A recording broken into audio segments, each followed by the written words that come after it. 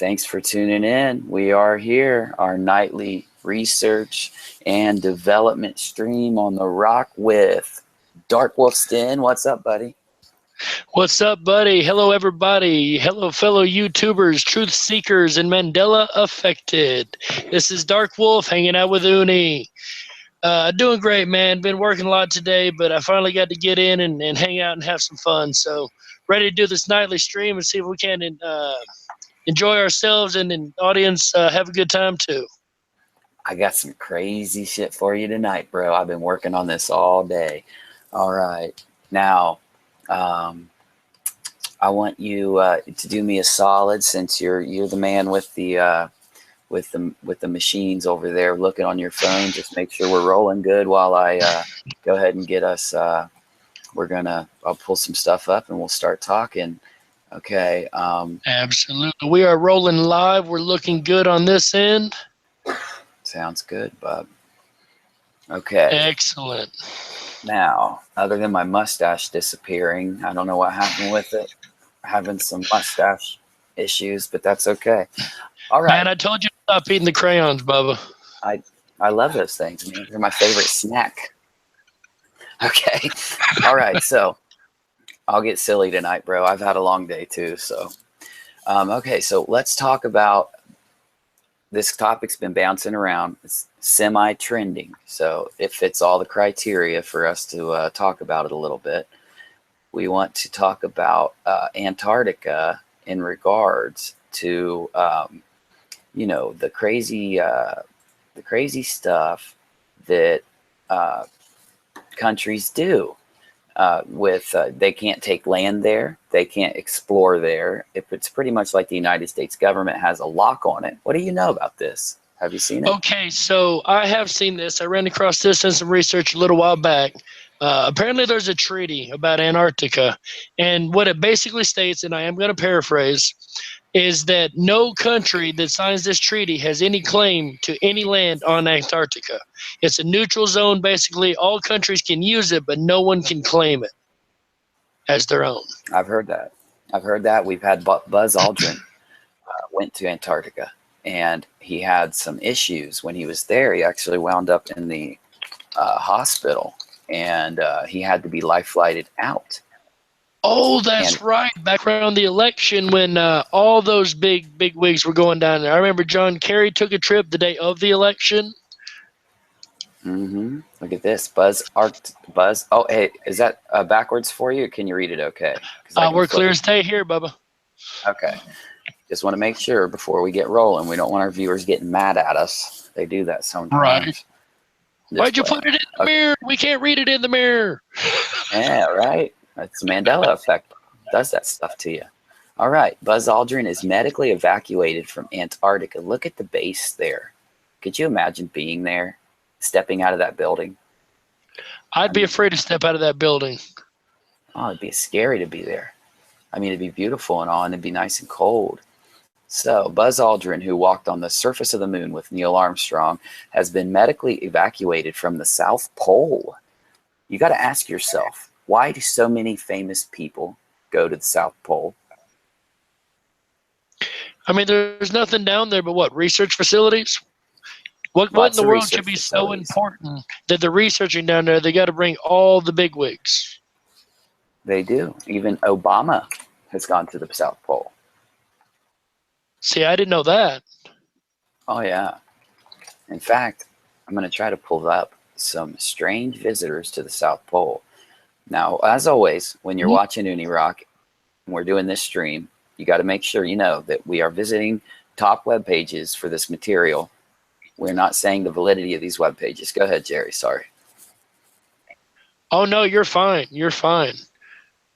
Well, I'll go ahead and read a couple here. So, in November of 2013. Oh, you're fine. Prince Harry visited the South Pole. The Prince in England. Prince Harry. That's a strange guy to head down there. Queen Elizabeth's reception. Buckingham Palace. They had a 200-mile expedition down there. That's a lot of land to cover in Antarctica with a royal family. Like, I don't see them trying to go down and enjoy the cold weather by any means. That wouldn't be my first vacation spot. How about you? No, and that's why it's so weird. You know, and there is a lot of conspiracy. I know we're reading into this, but there's conspiracy involving Antarctica. Here's one. Now, see, it comes. Everything you talk about, Google just reads our minds, right? That's why they're the best. Google's awesome. That's right. Which conspiracy theory explains all the celebrity visits to Antarctica? Now, this picture is showing the famous pyramid in Antarctica. You've heard about this, right? Yeah, I'm glad you brought that up, actually. I was going to bring it up if you didn't. I've heard a couple different stories that they're finding pyramids. Oh, wow. I've never seen that particular picture. I've seen some of the pyramids, but I've never seen that particular picture of it. How can you deny the angles of those slopes? Like, that's got to be a pyramidal structure. Yeah. And we know that our Earth in the past not only has the land masses moved, but we know that, some of these different continents were in different places, and that is a conspiracy theory. When Antarctica was in a different place on the Earth, either due to shifting of the globe or movement of the continent, that it was warmer, it was older, so they did this. They had the most ancient of ancient structures could be hidden underneath the snow. Well, I'm glad you mentioned that, because there's a map called the Perry Reef map. I don't know if you've heard of this or not. It's a really, really old, but the Perry Reef map speaks or shows Antarctica as it used to be when no ice was there. You say Perry? You're cutting out a little bit when you said that. So Perry Reef. Yes, sorry, I'll turn the camera off here for a little bit. Okay, buddy, no problem. Hey, we got to do that sometimes. We'll get you back in here. There it is. Absolutely.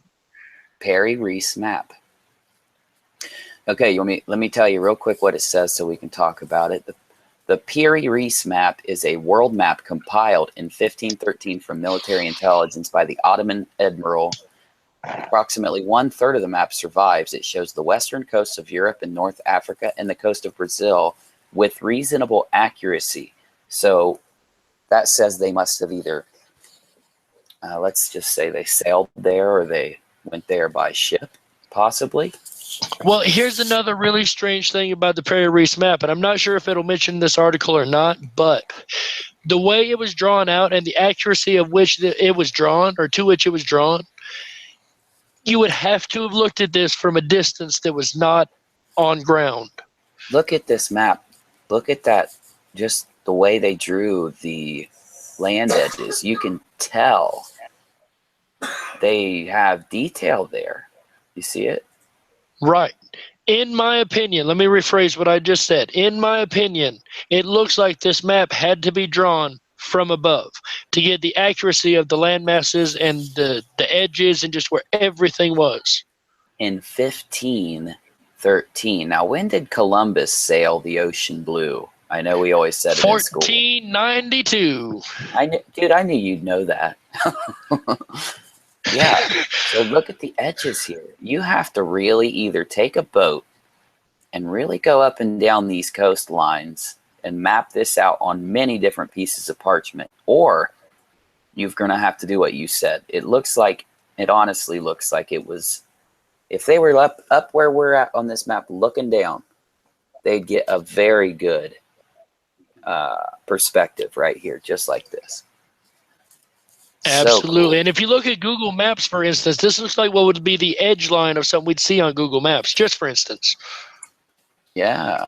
Let's go ahead and take a quick peek at what Antarctica looks like today. In fact, I'm going to do it the old-fashioned way. We're going to go in to that great program that me and you use every day of our lives, Google Earth. From Absolutely. Google. Google pays the bills, so we mention them every episode. Okay. It'll just take a second. Can you see this? Oh, yeah, you probably can see this good. It looks like it's loading up just fine. Oh, I can see that clear as day. That's looking amazing. Look at that beautiful. You know, I love the technology we have at UniRock. Some of these channels, they go live on Google Hangouts. They don't have the technology like we do. I think it gives us a little bit of, it lets us spend more time with our viewers, you know, seeing this cool stuff up close. I don't have to talk about it. We can just show it, right? Absolutely. And I think the viewers appreciate it too. I really do. Because, you know, we do this and we enjoy it. We have fun with it. But if it's not for our viewers, we couldn't do it at all. That's so true, Dark Wolf. And if you are a YouTube channel and you see this broadcast and you want to know the tricks of the trade, the way me and Dark Wolf have figured out how to bring you all this stuff in crystal clear, high def, 4K, 1080p, 17400, whatever the numbers are, video, send me an email. It's in the About section. You'll be able to jump to Dark Wolf's page. You can send him a message.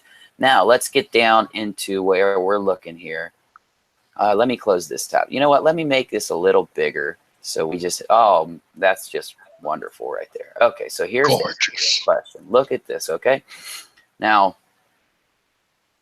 a satellite, Google will tell us that a satellite mapped this out onto a globe, okay? And then, you know, they put it on a 3D globe through satellite imagery. So, you know, it probably is a fair representation of what we're looking at.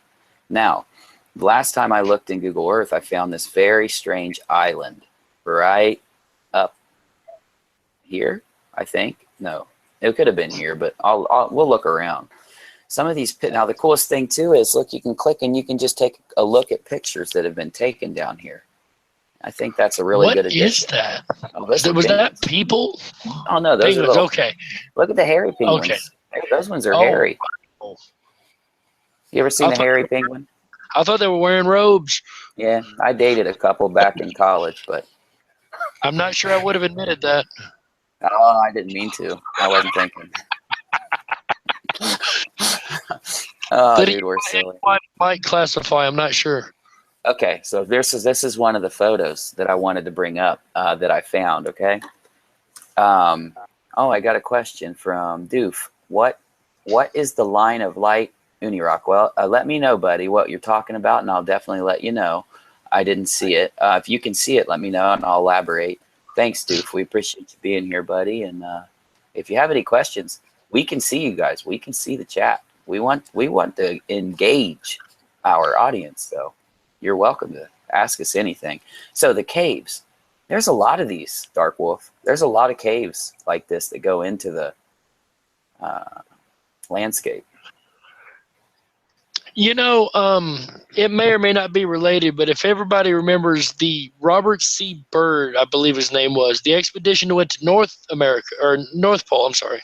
Mm-hmm. And he spoke of a big hole in the North Pole. Now, I've never seen it, I don't know if it's there or not, but he spoke of a big hole in the North Pole that he claimed was the location to, or entrance to, Middle or Hollow Earth. That's a claim. That is not a claim by Dark Wolf or Uni. That is a claim made by Robert C. Byrd. Have to have a disclaimer in there. We are the kings of disclaimers. We use them all the time. But yeah, Byrd was a great expeditionist. Did he die on that expedition, or I know he died doing something thereafter. Yeah. Something cool that man did. He lived his life like a legend. Now here's some more pictures of mountaintops that people can say, hey, now those just kind of look too pyramid-like, but that could be pareidolia, where you look at something and your mind helps you think of what it could look like. Right. Now, if you know, let me take the skeptic point of view now. Please do. Because you know me, I'll go full woo and I'll go full skeptic. I'll go either side. I've seen a lot of mountains that have the same rigid triangular structure as a pyramid. And we've only seen a couple sides of these structures because they are covered in snow. Thank you, Dark Wolf. Because what we want to do is we find a conspiracy and then we investigate a conspiracy. Then we tell you what we found. We're not just okay with just showing you what other people say. We have so much stuff to show you, and we'll find out so much information on our own. You don't have to worry about us. You know, we don't need content. We've got so much content we couldn't get it out in a year. We're going to try. Oh my goodness. We cover 3, 4, 5 topics a night and still couldn't begin to scratch the surface in a year. Oh my gosh, dude. I know. It's because all this stuff we talk about, man. We keep notes. When you take that notes. line on the left. Okay, well, I think go back down. I think that means what we're looking at is the right. Go back down to the. Okay, move over. You see the line right there? Back over a little bit. Yeah. Okay. Oh yeah. That's just okay. You see how it moves when I move my. Right. Those are just rendering. Now, how this works is okay. So the satellite will take an image, but it has to lay it over a 3D object. It also renders the different heights on the globe based on the information the satellite pulls, and then it will render it through my computer. So there's several ways that anomalies can show. So you always want to keep that in the forefront of your mind. There are a lot of anomalies that happen when we look at things like this. Definitely. Well, you know what, Dark Wolf, you know what I always do? Whenever we're going to look at something, I always try to surprise you with a whole bunch of crazy shit. And you're the best at it I've found. Well, I just sit around all day like, oh, Dark Wolf, I'm going to surprise Dark Wolf with that one. So let's look at the Las Vegas Luxor. We'll just fly there. Flap your wings because we're going to fly right over. Sorry, guys. I just flew in here. My arms are tired as can be. That's right, man. I just flew in from Antarctica, and boy, are my arms tired. So we were talking about a pyramid. Horribly, didn't I? This is considered a pyramid. Yes, it is. That is a grand pyramid. There's one in Memphis, Tennessee, too. Well, we'll go take a look at that in a second if you want to. Wherever you want to go, Dark Wolf. When we hang out, I just go where you want me to go, bro. I'm not mean or nothing. I'm just like, hey, if you want to go, Dark Wolf, we'll head there. Oh, yeah, there it is. See? See, gas is free on Google Earth. We can go everywhere. Oh, yeah. No. They charge me a little bit for electricity, but hey. It's still well cheaper worth than $2 a gallon. You know it. Isn't it just amazing? We pick a part of the globe and we go there. So what I wanted to do while we were doing this, I want our viewers, if every viewer will give us one suggestion of a cool place we can go. I'm not promising we'll go to every one of them, but we'll pick a couple. And if we pick yours, then you're lucky tonight. You're a winner. We love to interact with our viewers. That's the best way to do it. Interactive engagement with our viewers. You read my mind. Now, I'm going to take you a couple crazy places. I mean, that pyramid was cool, but let's go to Roswell. Now here, I want to see you got a Roswell pyramid. Are you serious? Oh, I don't have it. No, oh gosh. I did, but it took off, flew into the sky, abducted me for a while. So yeah, I don't have it anymore, but okay, yeah. Those are the best pyramids, man. If I had a UFO, it would be shaped like a pyramid, bro. You know it would. Oh, absolutely. It'd have a big ass unicorn painted on the front of it. I'd have big speakers hanging out the side of that sucker. Be blasting some music, thumping that shit. And super-sized jets on the back. You got to have the oversized jets with the spinners. Bigger than the pyramid. Oh, it'd be spinning like a mother. Okay. Yeah. So this in the 1940s. 47, July 7th, 1947. I didn't say it because I knew you would if I baited you.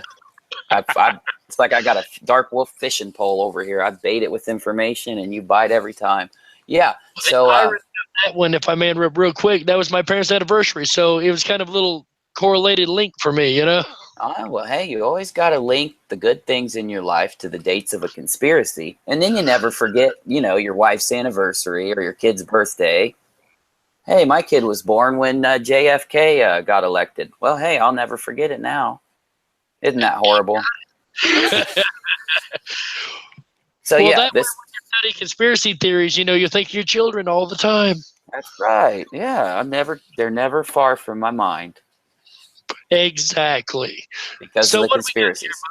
On July 7, 1947, there was an alleged crash of a aircraft onto the land of Roswell, New Mexico. Roswell, New Mexico. Okay. So you got it. All right. So that's just the basic information. It's an alleged UFO crash site. So what do you got, Uni? I'm just flipping out over this little picture, man. There's a little green dude with a mask. It looks like a little mask and a black suit pretending to be an alien chilling at Roswell. See this? You know, that's probably the only place you could get in costume, do that, and everybody would just look at you and shake their head and walk on. They think it was normal in Roswell. Oh, dude, you nailed that one. Okay, we spent too much time at Roswell. We're going to start dreaming of aliens if we're not careful. So let's go to Area 51. It's right next door. We don't even got to go far. You won't be tired after this flight. And wow, we're here already? Look how detailed it is. Holy cow. There's the famous runways. The famous secret base that the government didn't acknowledge until the 90s. Right? Yeah, that is correct. And isn't there supposed to be, and I believe there is, bottom left, yes, right in there, a brand new hangar they've added to the area. We can see them all. Build this. And in glorious 3D. Holy Look at this. Cow. I can see how high the buildings are. You said 3D. Well, if you have glasses. Oh, these are in 3D. Oh, yeah. We can't see them in 3D. We can see them in rendered 3D, but if you had glasses and I turned on an Analift, you'd see them in 3D. I promise you. Oh, wow. That's what third phase of Moon was talking about. What is it? Is this some kind of new Google function or what? Well, I'm not sure. I don't know how long it's been there. Well, anyway, okay, we've seen some more regular conspiracy places. Let's see some fantastic conspiracy places. All right, guys. So for those who don't know, last night we got a very, very special guest. Third phase of the Moon decided to drop in and join us on a live chat, which was absolutely amazing. We were lucky. Bigger channels coming and watching us. It just validifies that we're doing something good. We entertain everybody. You got a big YouTube channel. You don't even have a YouTube channel? Go watch UniRock. It's free. DarkWolf's there. Uni's there. They're going to just hang out with you. You know? It's just a place to chill. With a bunch of friends you can actually interact with online. But with them being here, they dropped this bit of information about this piece of Google Earth. Yeah. And that's where I was headed with that. So wait a minute. That what in the world am I looking at? You're in the mountains in Canada right now. And there's a lot of mountains. There's a lot of mountains. See them? They just go out for miles and miles. And in the middle of these features, when you zoom in and you look, airplane, helicopter, satellite, UFO, you see, and I swear it really does look like a Native American headdress. You see the leaves? It looks like it's so. The feathers, yes. One of those. It looks just, detailed as can be for a Native American. It looks like something I would, not be able to draw. But that is nice, man. Isn't it? Like, it really is detailed, right? Oh, sure. Here, let's look at the real picture.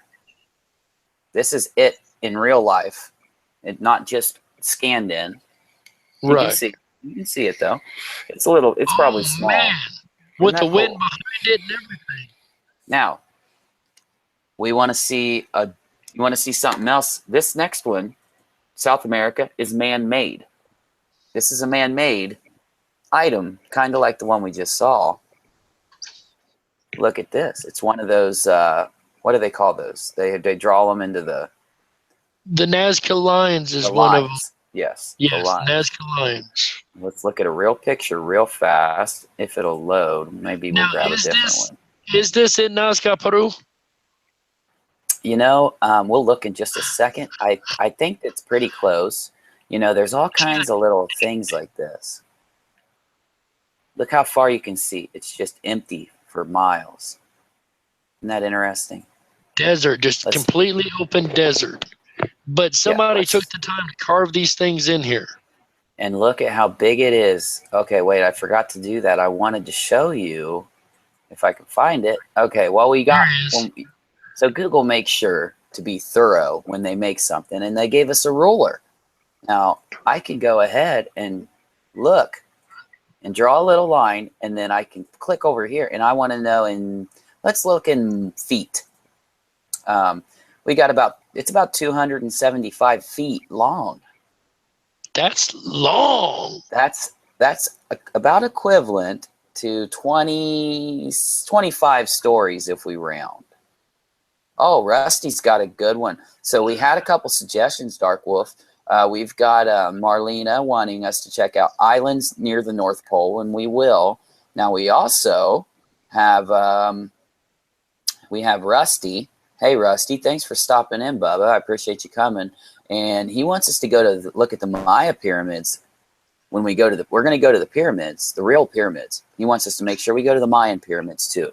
Now, wait a minute. To finish that sentence, it's in the bottom of a lake in Michigan. What is? The pyramid, the Mayan pyramid he's speaking of in that statement, he said in the bottom of a lake in Michigan. I have a video on underwater pyramids on my YouTube channel. There's one in Michigan. Now listen to this. There's also one in Japan, or maybe it's in China, because that video was about a month ago. But I'm going to tell you this. When you look from the mountains around that town, you can see it down there. It's a whole sunken town. It's a whole sunken ancient place. Really? There's all kinds of buildings. There's roads. And yes, there's also like pyramid structures. There's everything right under there. The people claim that UFOs come in and out of that water so often that they can almost see them, every week, every night. There's claims, but also orbs of light. Now, I'm just wanting to put that out there. Those are the claims. Anybody lives near any of those areas, if you want to set up a live stream just for us to view, I would love to watch that at any given time. I'll pay for your gas. I'll throw you some cash to go. Look at this. Look at this in the ground, dude. Tell me that's not awesome. 1, 2, 3, a 6-point star in a circle. Yeah, Bubba. And what looked like a stone temple or a stone, not temple, what's the word I'm looking for? Yeah, a little, I know what you're saying, but it's not, it's leaving my mind too. We've got this one clocking in. If you took a guess, let me show you from the top. See what, oh my goodness, look all around here, dude. Oh, we got to go look at that in a minute. Look at all these things. What is going on out in the desert? Where are we? We just stumbled onto something, guys. Oh no, I marked it. Oh, there's a it's right next to Area 51 in the desert. Now, how intriguing is this? We've got a hieroglyphic looking symbol right next to Area 51. So we got that. Now, let's jump over. The circle. That is intriguing. What's this? Oh, so these are roads, and it's a little, what are they doing out there, man? What in the world? This looks like an old runway, but look, it's on top of some hills and mountains. Look at this. I think I just messed up our view, buddy. I'm sorry. It's all good. It don't take but a second. There's a circle. There we are. Here we go.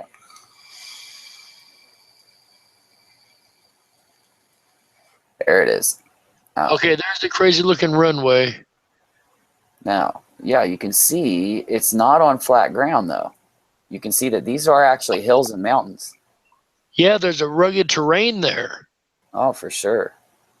Now look up here. I think it's close. Yeah. Look at this sucker, dude. Holy cow. You think I'm making this up? This is really there, dude. This is really there. We could go there, dude. We got to do a road trip in a year or two or sometime soon and go out and look at this stuff. Definite. We got to go out west and look at a whole lot of stuff hands-on. Why are there no pictures here? Why don't people put pictures of this stuff here? Do they even know it's there? That looks like an well, I'm not going to use their name. I'm going to use our name. Okay. The Rockinati. Rockinati. But that looks like a freaking Illuminati symbol right out in the middle of the desert, right next to Area 51, next to a six-pointed star, which if I'm not mistaken, is also a dark ritual symbol. That might be the Christian religious one. I'm not sure. Do not throw me under the bus, guys, if I'm wrong. Oh, they won't, man. But listen to this. Each side of this triangle is almost 4,000 feet long. Rusty, you're right, my brother. The Serpent Mound is right next to us. We will go there in just a second. Good one, buddy. Rusty says we need to go to the Serpent Mound. Have you ever seen the Serpent Mound, Dark Wolf? I have seen the Serpent Mound, as a matter of fact. It's actually connected to an idea that, and I'm going to go a little religious here for a minute, but this is just what I've learned in my studies.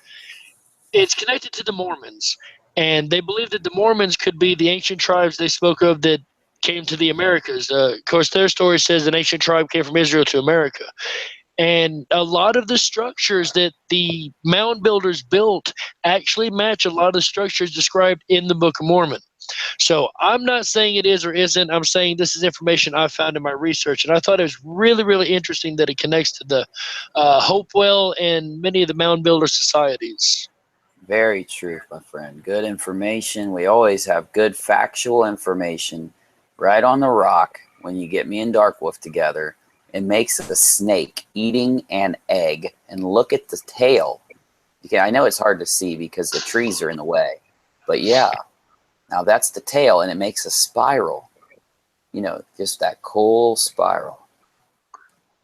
We find that a whole lot in ancient cultures, don't we? The spiral formation. That's so true, and it's one of those really ancient, really meaningful. Really meaningful.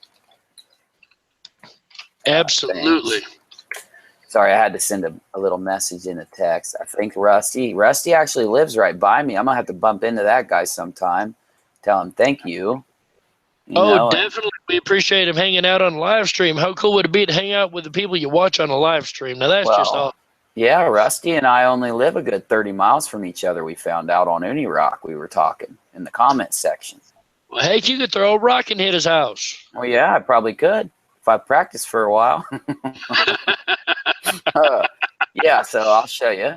This is a good old state of Ohio, and UniRock is actually broadcasting. Here's Columbus, and we're just a little bit south of Columbus. We're broadcasting right from here in the good, glorious United States of America. But we respect every country and every person on UniRock, and we love everybody who comes to watch us. Now, where was the we did have an underwater Mayan, something about Mayan pyramids underwater and such things. Let's just go down there real fast. We'll just look at a couple pyramids because we're in the area. There's Chichen Itza. We want to go to Chichen Itza. I love that place. Chichen Itza. That's such a great name. Sounds like something I would eat. Hey, I would like 2 Chichen Itzas, please. With hot sauce. Gotta have some hot sauce on your Chichen Itza. But look at this bad boy, man. Look at the freaking carving. Wow. I mean, we could do this all night. We could just sit and do this stuff all night. This reminds me of the Pyramid of the Sun. I want to say Incan. I think it is. This is the pyramid. You see the side of this one? This is the pyramid where on the solstice and on the equinox, when the sun is setting and rising, it makes the side of this pyramid look like it's going up, like the shadows look like they're rolling up. Kind of like a snake. Exactly. And it symbolizes the snake coming down to earth, and then it symbolizes the snake flying back up into the heavens. Oh.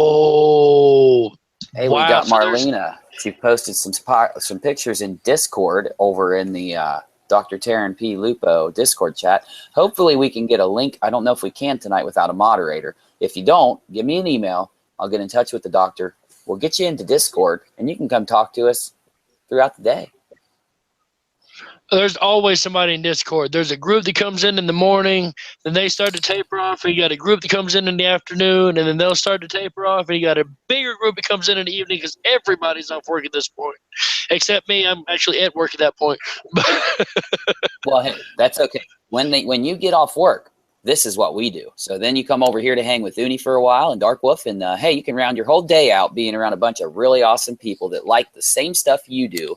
The cool thing is we also use Google Hangouts, and when we talk there, when we're not streaming and our bandwidth isn't eaten up so bad, when we talk there, the camera goes to who's talking, and you get to see them, you get to look at them, you can look in their eyes and actually interact, and it's that's why we're such good friends, even though we live far away from each other, you know. Because we connect all the time. That's a good thing. There's not a day goes by we don't discuss some type of conspiratorial idea or something. We do that. We do this. We just said, you know what? Let's take what we do because we have so much fun with it. Let's go online.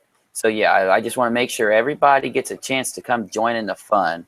And me and DarkWolf are going to do this any night we can. Hopefully, we'll do it every night if we can. There's at least some nights we can. But hey, of course. All right. We all have real lives. Every now and again, we got to get to. Everybody but Uni. No, yeah. I know. I do have a life. But you know, we have a great team over there too. We got a team all over the world, from Britain to America to Australia. We got a team everywhere, and we discuss things with them a lot, like almost every night. Also, we got some mystery place marks. I didn't even name them. Oh yeah, didn't even name these ones. Oh, look at this bad boy, dude! I found this sucker. Radio telescope. That's gorgeous. Oh, look at when you look down on this thing. It goes through a triangle. You got it. I mean, seriously, man. What? It's the Arecibo Observatory. I might have said that wrong. Let me see it one more time. The Arecibo. Arecibo. Yeah. The Arecibo telescope. Yes. Look at this thing. I don't know what they do there. And it's a circle in the middle of a. Look at that view. How much further can we? How much further can we go in on that? I'll go down on it. Yeah, oh yeah. Because look at this, man. This thing is so big that they couldn't suspend it. What? Okay, that's an optical. That's just an optical illusion. This thing is actually down into the ground. With this thing that looks like it's up right here, it's down in the ground. It was such a big telescope that they had to build it into the earth in order to make it work. They couldn't hold it up. Holy cow, that's got to be extremely heavy. They couldn't build something to hold it up. Think of what they can see with this bad boy.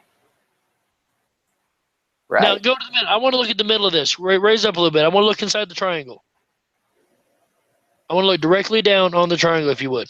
Oh, I got you. Let's line them up. You can line those two triangles up.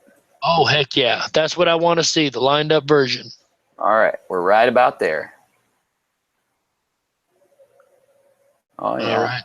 A little bit more. Hey, we go down? Yes, a little bit more. Okay. Alien Addict's in the chat. Our good buddy, Alien Addict. Hey, Alien Addict, another part of the team. Another member, and here to say hi. Okay, so I'm going to go full woo this time. Let's go. So I've got a triangle right here. Scroll back in. I want to show people with the graphic here. Okay. So I've got a triangle right here, and I got a circle in the middle, correct? We all agree? We all agree. Okay, so if I count the little slices, pizza slices here, I have 6 slices, right? You do. So I've got basically the essence of a 6-piece triangle, or a 6-piece star in a circle in a triangle. You do, my friend. I knew you'd pick it up. Now that is extremely intriguing to me. Now think about this. Sorry, I'm saying it like it's a part of the show. Now think about this, DarkWolf. We're looking through that sucker up into space. That's what they do there. Doesn't it almost seem like of telescopes that are of radio antennas put together that is doing that? They have those. Not here though. Now here. Okay, so Arizona is not part of that. Well, then? it could be. I don't want to give false information. I think they are actually, but let's not say either way. We'll look into it. We got to write that down. That's something we'll definitely look into. Writing down right now. All right. I want to try to see it in a real picture. I got too far away, didn't I? Look at that, dude. You got to drive through a cutaway forest to even get close to this bad boy. You know what I'm saying? Like, you know, when you drive through a forest and it's Right. like you're going through a tunnel. Right. So you I can mean, look, you got it. drive under or around this thing. I mean, Oh, look at this. holy Yeah. cow! I mean, this is just one of those really interesting, really amazing And they dug places. it into a hill. Oh, for sure, dude. Look where it's at. Look out here. Look, you see any cities? Nope. Look at this. That's an island by itself, or just a telescope or a radio telescope, basically. Oh yeah, and look at the shape. And when you saw the shape of this thing, we'll fly right back down on her. It almost looks like it's a man-made island. I could be wrong. It's kind of big. Could have been already there, but No, it's natural. You can see under it with the shelf supporting it. you're right. See, well, Dark Wolf, you learn, you teach me something every day, bro. You can look at that shelf. Now that's just amazing. Let's see the shelf. Look at this. So look, America actually, Florida shoots right down here through Costa. No, you know what I'm saying. There's Cuba right down there. Yep. Shoots right through Cuba down there, and it tips on the side. Now, And in Puerto Rico, if I'm not mistaken. now think back. Let's go back and lower all that water down a little bit. It would have built a land bridge right there. Oh, that'd be a perfect land bridge all the way across. Oh, I bet you. I bet you, bro. So that'd be 2 land bridges right there from, middle America, and then that land bridge there. This is a weird place, and I've looked here over and over and over, and I couldn't. Oh no! Oh gosh, this is in Russia. Possibly, this is a launch pad they got. It's like almost like a museum. I was about to say, well, I've never seen airplanes on a launch pad. Did something go wrong? Oh no, yeah, it's like an old launch pad they turned into a museum when they stopped using it. Marlena said she was somewhere and it doesn't look the same. Where was this at? Sorry, we've gone like a couple different places. Oh, we go all over the place. We She's a pilot, actually, so she's been over a lot of these things. Oh man, yeah, Marlena, she's done a lot of stuff. She's definitely she's got a lot of experience in the different fields that we need some information. You can always ask her because she's got a lot of experience with these things. Well, I think I'm rounding out. And the Dominican. So that area, the islands were Haiti and the Dominicans. Okay. Good information. Appreciate that, Marlena. We love our viewers. Our viewers give us so much information. I'm sorry, go ahead. No, you're fine, buddy. I'm sorry. But I just want to show you something crazy. Now, you know how we just looked at Google Earth? You want to look at Google Universe with me? Google Universe, that exists? That's a thing? That's just what I call it, but yeah. We can't go down it. We can't go down into this globe. But I knew we had Google Moon and Google Earth, but that's all I really knew existed. What else we got? We got Google Universe. They named it after me, Uni. They just put a verse in there. Here we go. It's really hard to use this. I'm going to try to take us some places. We can go to Orion, and we can go anywhere. You just let's go to Orion. I would love to go to Orion. We were talking about something last night, and I want to look down from Orion. Oh, we can do it. But we do got to do one thing first. So what I want you to do, while I look up the actual star number of Orion, which will just take a second, do me a solid and tell me about your channel for 2 seconds and how they can find it while I look up this information. All right, ladies and gentlemen, for those who are listening and those who will be listening also, my name is DarkWolf. I run DarkWolf'S Den. We're known for the Mandela Effect Theory series. That is what we mainly cover on our channel. We also will post these live hangout streams as soon as it's over. Will be posted onto my channel as soon as I can get it up there. Like I said, we cover the Mandela Effect. We cover the ideas and topics of the entire community, not just myself. I try to get everybody's ideas in the community. If it's a wild theory, if it's a logical theory, I try to stay scientific. But if it's part of the community, I will put it out there for their sake.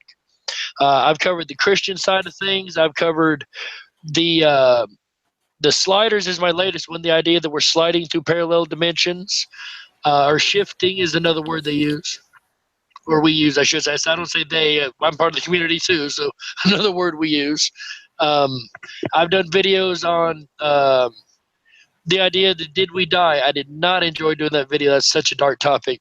I personally don't think that's what's going on. All right. But anyway, there's a large series of theories there to check out. I hope everybody goes there. Show your friends this after it's over to be on my channel. So with that said, show me the star numbers for Orion, please. What do we got here?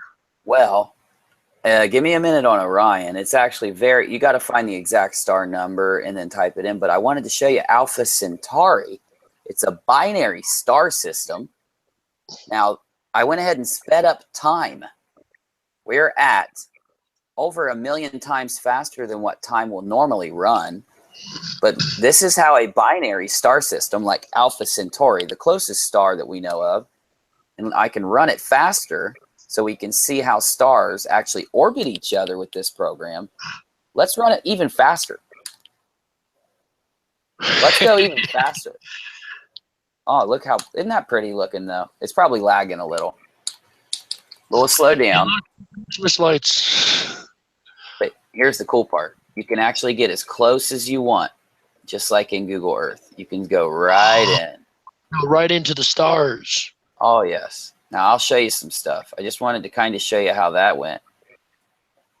You know, it's hard to navigate in a universe. But yeah, we can follow these stars. Now, I think I can. Now we'll see Pleiades. I don't know what the Pleiades constellation. Let's go look at it up close. The Seven Sisters is what the Pleiades used to be called. The Greeks and Romans believed that each one of them represented a different one of the 7 muses, if I'm not mistaken. And yeah, it definitely. And I can even get that star targeted, and let's see if I can get up on that thing. Now there's so much distance. It's so far. I'm actually flying really fast. Let me try to. I just want to do. You know what? Oh, it's just. We're going to look into this program. Oh wait, no, we can go to Orion because Gliese is in Orion. Let's try. Oh, that'd be great. Wait, you say Gliese is in Orion? I didn't know that. Well, maybe I'm wrong. I think I'm wrong.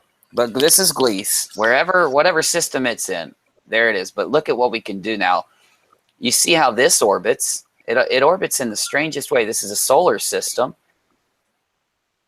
Now look at this thing go. Let's slow it down a little more. Okay, now let's go ahead and go in here and look at this. Gliese is I guess it's this planet, and that's the star over there.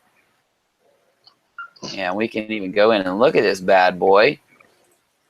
And I just think it's cool to look at this stuff. I'm going to go ahead and only go maybe one more place, and then I'll take us out. But, you know, oh, we can even go to a comet. Let's look at a comet. All right. How cool is that? Oh, wow. Hurling through the universe. This comet. And these are just the ones they know about. Oh, yeah. It's hard to see them. Oh, there's look at that. You know that light there is actually the tail of the comet. That's the comet right there. That's how small this thing is right here. Now watch us zoom out. We're going further and further away until you can see the trail of it. And look how much matter it throws out of itself as it flies. Wow. That little bitty rock is causing that great big pattern right there. Oh, yeah. And look, it's actually being affected by the gravity of our sun. Now that's an UniRock.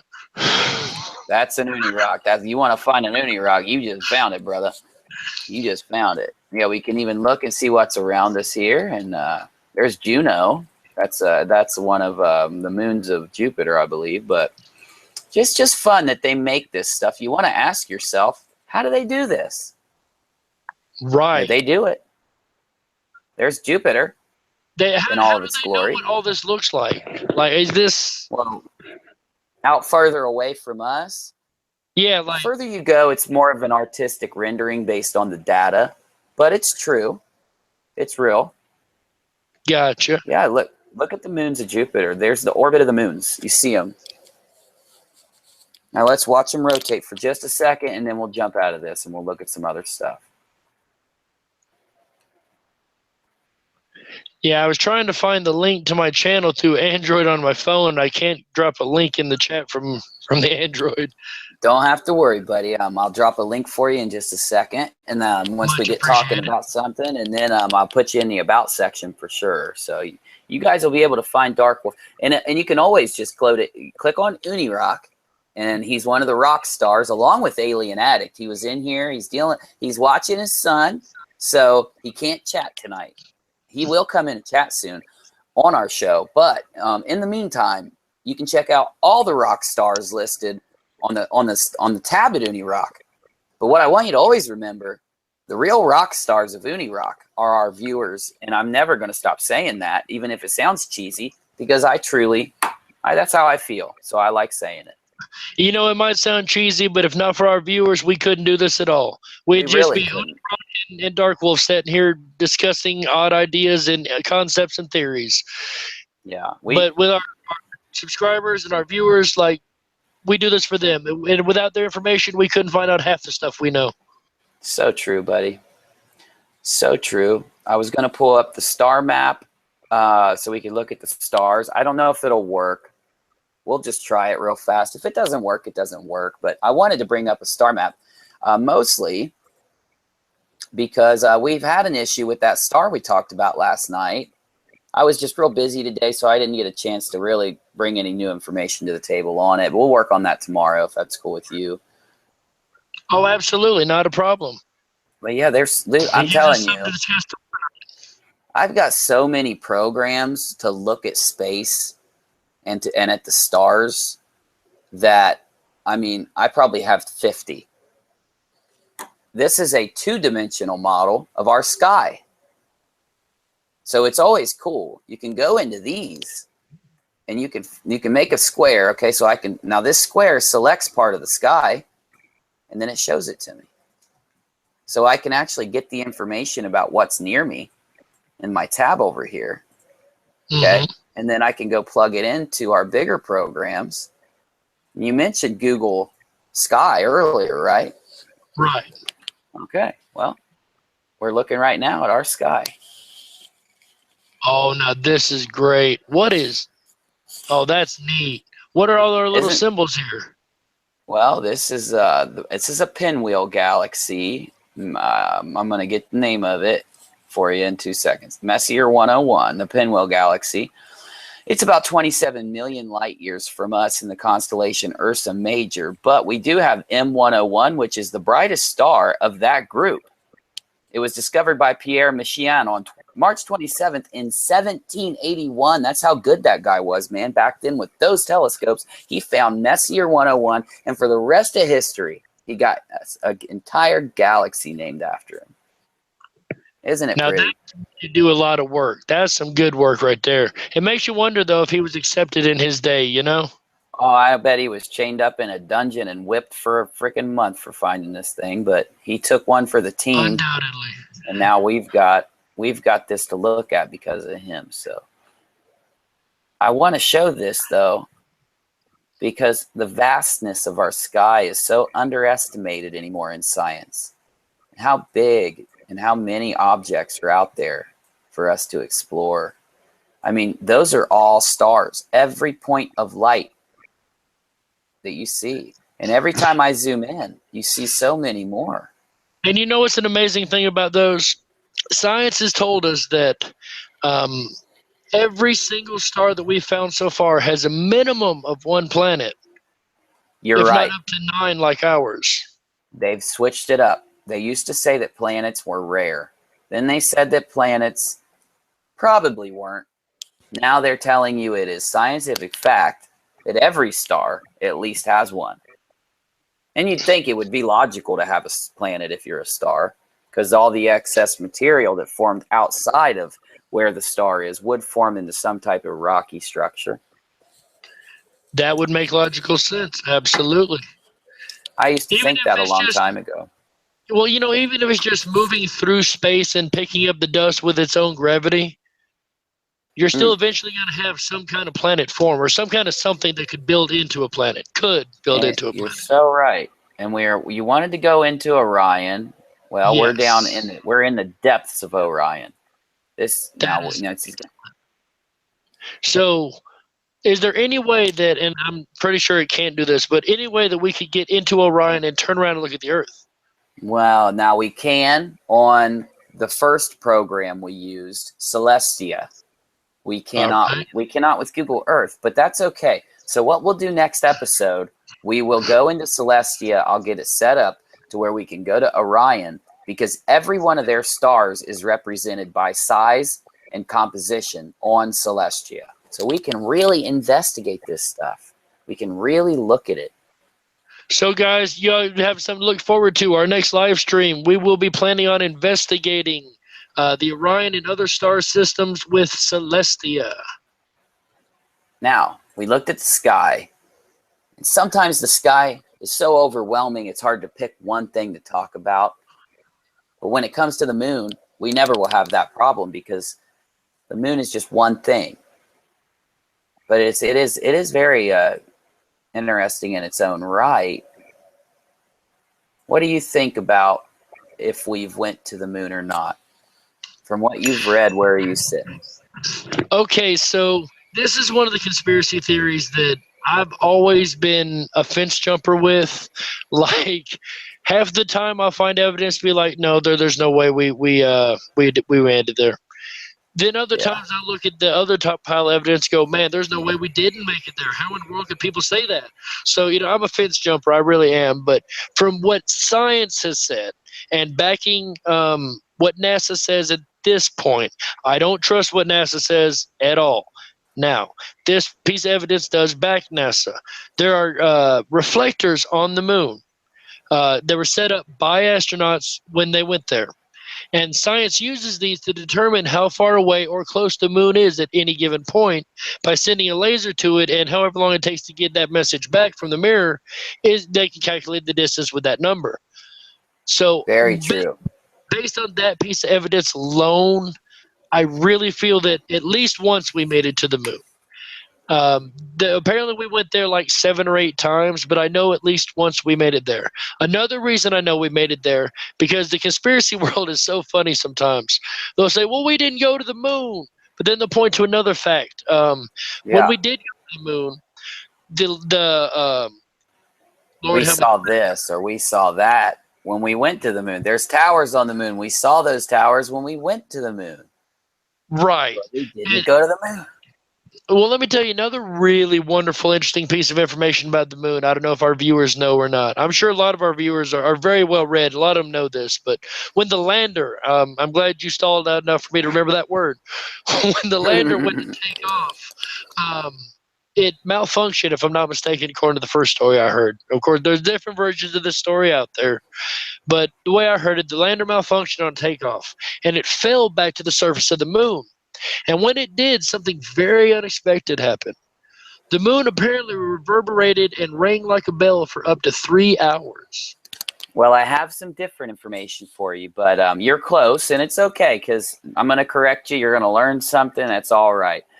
What happened is they actually left a seismograph on the moon, and they knew that the lander would have to fall back to the moon because of gravity. The lander would take them off the moon, and it would project them towards the Earth again, and they would just ride the wave back to the Earth. But the lander was destined to make contact with the moon. So they put a seismograph. They made sure the lander is going to land near this thing. That's how they knew that the moon reverberated like a bell, is because when the lander hit, they already had, just like with those things you mentioned, those mirrors for the laser beams to see the distance, they also had a seismograph that told them exactly what you just said. Instead of them being able to get information about the center of the moon that they thought they were going to get, what they wanted to get, instead of getting that information, they realized that it rang like a bell for over, I've heard an hour, I've heard 24 hours, I've heard several accounts. Right. But we're there. We're right there with you. Well, you know Now, what, Uni? I appreciate you correcting me on that. That's what we're about. well, I don't like doing it, Bubba, because most of the time you're correcting me. But hey, when I get a chance, if I don't take it, you'd have like 100 and I'd have 1. So hey, I got to do it sometimes. So if you notice, Absolutely. though, I'm actually piloting a jet right now over the surface of the moon. I thought that looked like a jet array display. I am flying a jet simulator over the moon right now. Isn't that pretty cool? Oh shit, dude! Oh no, what's going on here, buddy? Oh, we're heading You down. went down. Oh yeah, I'm losing it, man. We're in a barrel roll. We are. I can't pull out. Well, we're destined to do the same thing. This is what the lander. I did this on it for a reason. I wanted to look at and kind of feel what that lander felt when it was let go. We are at 500, 100. We're getting really close, guys. We're about to hit the moon just like that lander did. And this is what the lander would have experienced, exactly what you see with a little more detail. Of course. How cool is that? Talking about, oh, we just hit her. And we've landed on the. Your aircraft has crashed. I wonder if that's what the ones at Roswell told him. I shouldn't have said that. Oh, gosh. Oh yeah. Hey, when a UFO crashes, they're prepared for that. They probably doesn't even hurt the aliens inside. They're like, yeah, crashed another one, Jim. Get us another UFO. You know, it would be funny. I just had a really funny, crazy thought. I can just imagine, you know, the officers of the 1950s walking around this crash site and looking down at some kind of display that says, "You have crashed." Yes. We're lucky. When we crash, we got an extra life. So we had to go to Mars. You knew I was taking you there next. Oh, this is one of my favorite planets because I cannot count the anomalies. This is another topic we have to touch one night. Oh, Full we're going show, to. all about Mars anomalies because, you know, they're a lot like the UFO pictures. You look at them, some of them, you go, wow, that's definitely. You look at others, you go, maybe, maybe not. But if there's even one piece, and I say this about the Mandela effect too, if there's even one piece of evidence that is out of place, that proves something is going on. For sure. Especially when they're trying to hide pieces from us. We've been hearing a lot about Photoshop with moon pictures. We've been hearing a lot about Photoshop with Mars. Now, whether or not they're just claims or not, those are some things you got to think about. But I find it so cool that we can chill with everyone here and we can look at this kind of stuff. This is actually what the surface of Mars would look like. I have some pictures. I've got sunsets on Mars. I've got sunrises on Mars. I've got sunrises from the moon. Well, I'm glad you asked, my friend, because I'll show you. I would love to see sunrises on Mars. It's not as... I heard a radio host one time. I apologize for cutting in on you. Oh, go ahead, buddy. I heard a radio host one time saying, this is not Dark Wolf or Uni talking. This is what another host said on another channel, which I'm not going to name drop. But he said, if you take the Bible and you run it backwards to forwards and put it on Mars, beginning on Mars, the story makes so much more sense. Oh, yeah. And I couldn't help but crack up laughing because he's right. I've heard that story. Yeah. If you start at the beginning, go to the beginning, and place it on Mars to Earth, the story makes a whole lot of sense. Sure. Another funny thing about Mars, I do follow the theory that something occurred atomically, like an atomic bomb in their past. And the only reason I follow this theory, because everybody knows DarkWolf's a very scientific guy. So for sure. The only reason I follow this type of theory is they have found atomic nuclei that can only be found when an atomic bomb goes off in the atmosphere of Mars. Atomic bomb?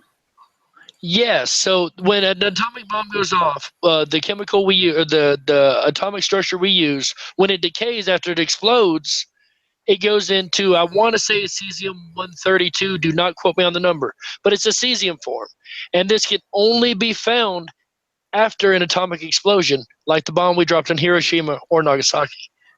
Well, let me show you something cool, Dark Wolf. Now tell me real fast, can you hear I want you to. If can you hear sound from this? Let me know yes or no if you hear anything. I don't think you can. I can't. I'm sorry, I can't hear a thing. Good, good. That's a good thing. That's good because this guy he's giving us a tour. Now, I'm showing you guys this, of course, for a reason. I'm going to go ahead and mute Google Earth so we can watch what it's showing us. But it's going to show us from the beginning of when we studied Mars, the maps, up until what we know now. Now, anyone can download Google Earth on your phone, on your PC, on your tablets, Mac, Windows, Linux, any other operating system you have. You can download this. And the cool thing is they have guided tours on the Earth, on the Moon, on Mars, and they will show you lots of good information. You get an introduction. We can go on Mars exploration. You know, they even have Bill Nye narrating the exploration phase. Bill Nye will take you on a tour. And it's free because Google Earth is free. That? Completely free, DarkWolf. Oh, you can't beat free. That's one of the best things about Google products. They let us use all these amazing products for free, and they pay us. You can't beat that. You know, and that's what makes us able to do this is Google. You know, so many YouTubers are going to tell you right now, I can't do my channel anymore. And that's when all of me and you and all the guys on the whole Newtube network that we're building, we're so happy that they're saying they can't run their channels because, I mean, it affects some of us, and it does. It really does affect me and YouTube. But I'm saying the bigger channels that have been bringing all that crap content in the last 8 years. Now, I'm not talking about the good ones. I'm talking about the ones who just copy each other, regurgitate all the topics for you. Those channels are going away, and we are going to rise to the occasion of YouTube to make a new tube because we love this community that much. I'm going to be here every day doing this. We're going to have you on it every day. We're going to do everything we're doing daily and showing everyone all the information that most people think is so hard to get your hands on. It's right there for the taking. And what we do for the tube. It's not just Uni and DarkWolf either. We got Alien Addict. We've got a couple other YouTube channels that are back behind us that we're all part of a network, if you will. Newtube Network. That's what we're calling it. We're trying to come together for everybody's sake, try to get the information out, share information. Hopefully we can get more information to our viewers, and our viewers can teach us even more that we can learn, and hopefully put all the answers together to the mysteries that we haven't figured out yet. That's right, because it's hard to really get behind a channel if they're doing the same thing someone else does. It's hard to get behind them when they don't have new stuff for you and they don't engage you. So we've taken all those perspectives. We've turned up the dial to 100, the max, and we've said we're going to take the time to every day include all of this into everything we do until the other guys are going to be forced to give you good content, or they're going to have to just go away. Because you can find so many channels with good content. You don't have to use the ones that aren't. I'm not saying that those guys aren't good. I'm saying that they need to hold themselves to a high standard. That's all I'm trying to say, buddy. Absolutely. It's those higher standard channels that people like myself. I wasn't always a YouTube creator. Matter of fact, I'm a pretty new YouTube creator in the light of things, as well as yourself. And I remember watching YouTube videos for years and thinking, wow, this is all that's the same stuff I heard earlier. I've heard this 3 times from 4 different channels. It is regurgitated information, like you said. I want to get new, fresh information. I want to learn something I haven't learned yet. I want to hear from a group of people that's going to tell me stuff that's going to intrigue me, that's going to be truthful, that's going to admit when they don't know something. The ones that are going to ask you to look stuff up and use your own discernment. It's going to give you information. Those are the channels I always enjoyed watching. Exactly. So when we put together a show, that's the kind of format we want, stuff that everybody would be looking for. And we're not going to regurgitate anybody else's videos, information, anything like that. If we do, we're going to be adding to it. And you know why we don't do that? Because we don't watch them. We don't watch the channels, so we don't even know what to copy. This is all us, man. You know, we might peek in. Exactly. We might peek in every once in a while. We might check in to see what other people are doing. Now, I am not saying channels like, Third Phase has been trying to turn over a new leaf, and a lot of people have strong opinions on it. That's not where I'm going. I'm just saying they are actually just making an attempt. They might get it wrong and have to be directed in a new way, but if they can't get it, they're either going to have to get it or they're going to have to do what I said a minute ago. Now look at Dr. Lupo. Dr. Lupo's been on YouTube for a long time. He's been doing the good work. He's been doing the good topics. He's been bringing the good stuff to people. He knows what he's doing. That's why he's in our network. We've got Alien Addict. You mentioned him. I know. We've got Lion's Ground. We've got UFO Underground. I mean, we just got a lot of guys. And I know I'm leaving out a couple, and I promise you guys, we're going to start building the list. We're working on it tomorrow. So I'm not even asking you to wait more than a day. We're going to build the list tomorrow, add to it, and we're going to make sure that every day when we do our live broadcast, we make sure you guys know the channels who are going to work their asses off just for you guys. Now, we started on Antarctica. We saw a lot of other stuff, but we always got to go full circle. We left some stuff out of Antarctica. I want to make sure we know more about this Antarctic Treaty because it's a huge conspiracy. Well, I would love to read more about this. It's been a long time since I've brushed up on my treaties. So okay, well, that's all I do is look at treaties and patents, and we got a lot of crazy patent stuff, Dark Wolf. I didn't tell you about the patents because I wanted to shock you. Do you know about a patent where they requested a patent to put a frequency generator inside television screens, monitors, phone screens that can make you happy or make you sad based on the frequency they generate? And they got approved for it because it worked. They got paid. Have you heard of this? I've never heard of this, but this is quite scary to me. Like they found a way to manipulate our own emotions through just various wavelengths and frequencies out of our own televisions and phones and every piece of electronic equipment around us.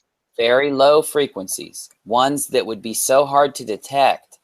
Now, we're talking that, when you watch TV and you feel good or you feel bad, I'm not talking about that because that's the feeling you get from watching it, right? I'm talking about, have you ever watched a show? Now, I'm not saying it's scary, but let's say you were watching a show on gardening. You finish, and you just feel scared. You just feel a little off. You feel paranoid. I've had that happen. Like you don't want to go outside of your house. Like anything could happen. I got to sit right here. And nothing will happen if I sit here and watch the TV. I'll be safe. Exactly. Well, I'm telling you. I'm not telling you that's happening to you. I'm just telling you it's in a patent. And they made it, and it was produced. That's all I'm telling you. We have that patent tomorrow on the show.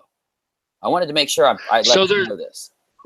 Good likelihood that it could be in use, but there's no evidence to prove it. Oh, no, we've got the evidence. I can show you they're doing it. Oh, okay. There we go. So the tomorrow night show is going to be really amazing, guys. We got stars, we got patents, we got all kind of craziness coming up tomorrow, guys. Oh, I want to read you a paragraph. I want you to process it. I want you to think about this. So, the Antarctic Treaty and related agreements, collectively known as the ATS, the Antarctic Treaty System, regulate international relations with respect to Antarctica, Earth's only continent without a native human population. I beg to differ. I think humans have lived there, and I think it was an entirely different Antarctica, but that's just my opinion. So anyway, they signed the treaty. Many countries have signed it. That's what a lot of people haven't been, well, I would say haven't been told, but they don't put it in the textbooks. They don't tell you what's going on down there. They'll take you on some tours. You don't even really know how close you are to the center of the South, how close you are to the South Pole when they do it. But anyway, now the 12 countries that had significant interests in Antarctica at the time were Argentina, Australia, Belgium, Chile, France, Japan, New Zealand, Norway, South Africa, the Soviet Union, and the United Kingdom, and of course, the United States of America. They established over 50 Antarctic stations. Now, this was a long time ago. They've got way more now. And the treaty was a diplomatic expression of the operational and scientific cooperation that had been achieved, quote unquote, on the ice. Now, conspiracy time. What one main conspiracy that revolves around this topic is they're hiding something huge down there. You heard about anything they may be hiding down there? Okay, so I've heard a moment. I've heard that there's a large UFO crash down there that they're trying to hide and cover up. I've heard that they found, this is my favorite one, they found evidence of an ancient civilization. And this is only a theory. This is not, I'm not saying this is what happened. It's only a theory. They found evidence of an ancient civilization that could be much, much more advanced than we ever dreamed of being today. That's one thing people have said.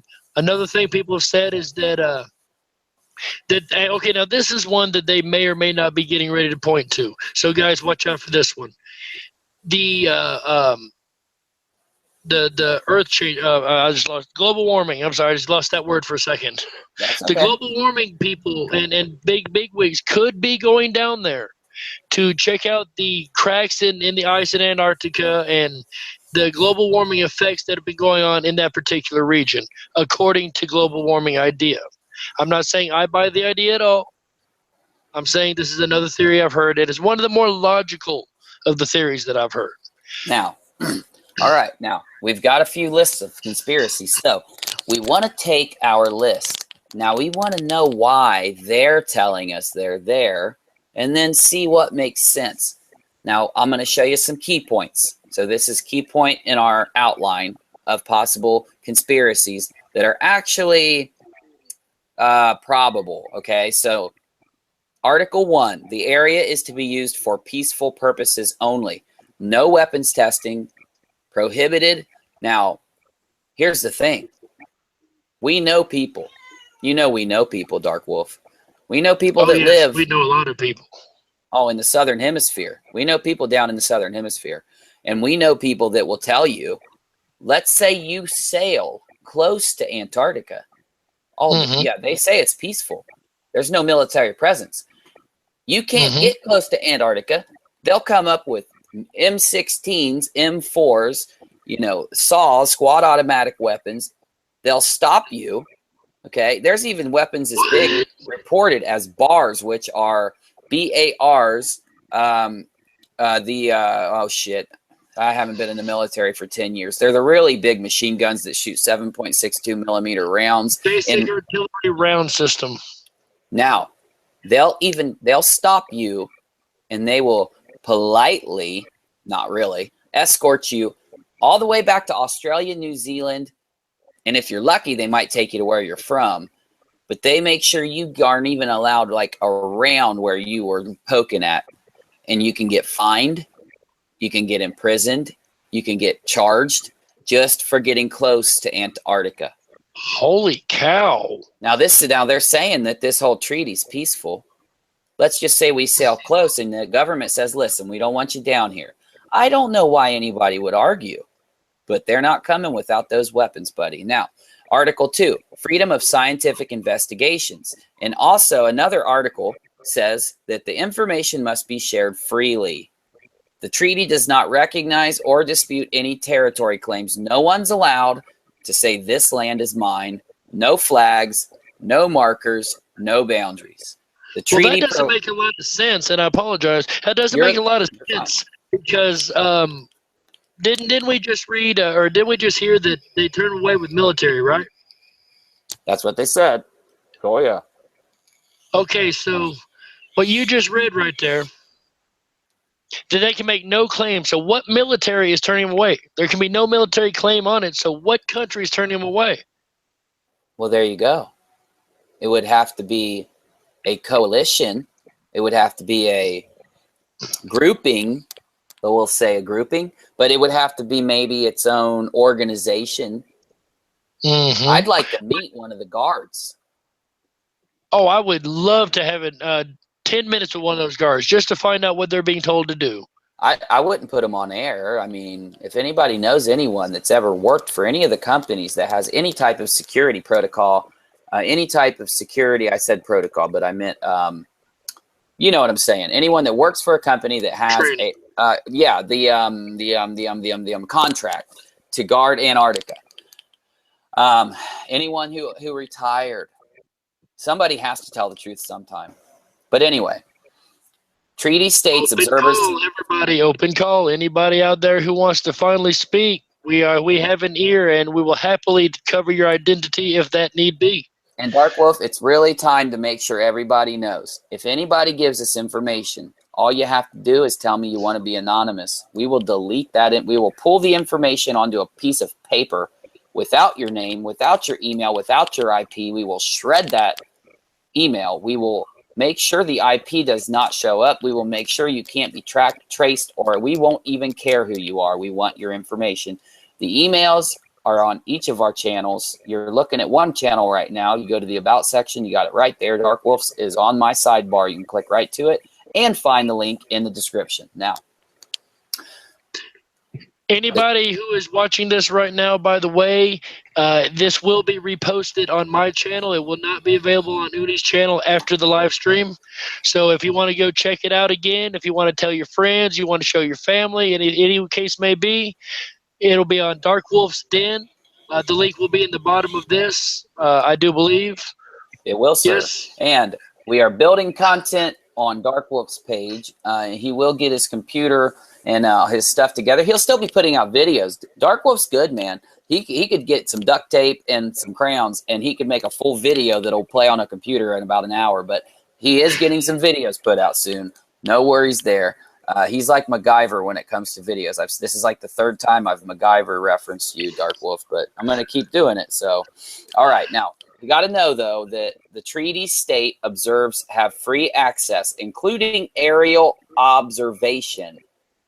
So, including aerial, you can fly over to any area and may inspect all stations, installations, and equipment. Advance notice. Now, here's the problem. They give the people that signed the treaty, they give the ones who have been debriefed the ability to fly over it, but they'll shoot you down if you try. If someone from the public tries, they'll shoot you down if you don't have permission. You know, this reminds me of another place we have here in America, over near, was it Nevada? Mm-hmm. If I'm not mistaken. Were we there earlier? I think so. Yes, I believe we visited one of those locations quite earlier. I forgot. Yeah. Mandela affected. Frequent consultative it gets us all. Yeah, they have meetings with the other nations. All treaty states will discourage activities by any country in Antarctica that are contrary to the treaty. That's the key. They list all the things that the treaty is going to do. But then they tell you, anyone who doesn't go by our rules, if you don't play by our rules, if you're a scientist, let's say you've been a scientist, you know, when you're a kid, you feel like doing something. You either want to be a fireman, you want to be a scientist. If you're a scientist, you want to look somewhere, right? Yeah. Oh, absolutely. Marlena dropped your link right there, buddy. Marlena's on it. You got your link right there. We'll make sure it goes in the description after this also. Thank you, Marlena. Thank you so much. Now, basically what this means, you got to sign papers. You got to dot the I's. You got to cross the T's to go there, but you also have to join their group. That's the key. If you're not a member of their group, you're not going down. I would love to know who they are in this case, because they are sounding a lot like the they that run all the other problems in the world. Mm-hmm. Oh, Dark Wolf. Now, we know about CERN. We know about the particle colliders. We know about how you have to dot the I's, cross the T's. They say you can come in, do anything you want while you're there, take any information out. It's a little more free there for the information, but Antarctica is just a lot different. Now, I don't understand why they would need to cover up. This treaty makes sense to me. Don't get me wrong, but it sounds like some group has subverted this treaty and taken over and keeps away everybody but who they want. And you just named another one of the conspiracies. Just logically, you can come to many of the conspiracies in this. You know, I love that because I have to say conspiracy is one of those words that gets thrown around so much. And I'm going to rant for a minute. Go ahead. Conspiracy is a word that has been slayed and slewed and smeared in the media. A lot of S words there, huh? Oh, And yeah. it's just, it's totally been destroyed and tried to make fun of it. But I want everybody to think about this and understand. A majority of the conspiracy theories that have been conspiracy theories through all the years, a large majority of them have been proven correct. So Very when somebody true. tells you it's conspiracy theory, don't roll your eyes and walk away and say that guy's a lunatic, because 10 years later you might find out you were the one that was wrong. Dark Wolf, I don't know how you do it, but you hit so many of our topics. It's like you predict the topical future, because next we're going to look at some conspiracies that turned out to be true. Oh, now that's awesome. I couldn't have segued that any better if I practiced it. Oh, dude, look, I got it written down. I got it right here. You nailed that thing, man. Good job, bro. Now, I wanted to show you the red in this map are the countries that are not on the treaty. So that's 1, 2, 3. What I'd say 10 minimum, just a generalization. Oh, for sure, because now. Well, wait a minute. Africa's a whole bunch of countries. Well, I'll rephrase that. No. You can group that now, because I want you to look and say to yourself, what if you look? There's a lot of stuff here where these countries have in common. Every superpower is listed, right? Yeah, Russia, America, Australia. Mexico's not on it. Why isn't Mexico there? I mean, they're not a superpower, but they're pretty big. Yeah, man, they are very big. Now, not only that, I'm sure they have interest in knowing what's going on down there without it being filtered through a committee, filtered through a company, and then filtered through a charter and filtered through a contract. You know, they want the good information. A lot of these countries could be very well doing that. Didn't sign. I even see Egypt in there. Didn't sign on because, no, you're not going to give us your piece of information. We want to see it straight for ourselves. Every time you get there, man, these countries are the countries that want it their way. That's what I think, Dark Wolf, and you just named it. I think these countries are the ones who will stand up for themselves and say, if you're not going to let me go in and do actual scientific investigation, which means we do it the right way. That's what I think's going on. I just wanted to put that out there. And Robin SK. Yeah, she's Rabinsky's. Okay, so he or she, I can't see your picture. I'm sorry. Don't get mad at me. Tell us a little about yourself, if you don't mind, in there, because I haven't seen the name before. So let me know. Now, a lot of these countries are third world. So we can go ahead and cross them off the list. But the major countries, the bigger countries that are represented, look in Europe. There's some in Europe. There's some really, really powerful countries that aren't listed here. And I don't want to go too much longer on that topic, but I just wanted to say it. Interesting, right? Oh, Dark Wolf might have dropped out. He'll be back if he did. You also got to look right here at the list. Wobbly, you got it, my friend. Proper scientific investigation is no meddling from military. Now, Wobbly's one of the people in Australia that told me. You back, Dark Wolf? Yes, I am. Sorry about that, everybody. That's I had a little internet. Hey, it happens, bro. Your internet has to reset sometimes. We're on this internet thing so hard that we're wearing it out. Man, they don't know what to do with us. They got to try to filter us. We're so good. That's right, buddy.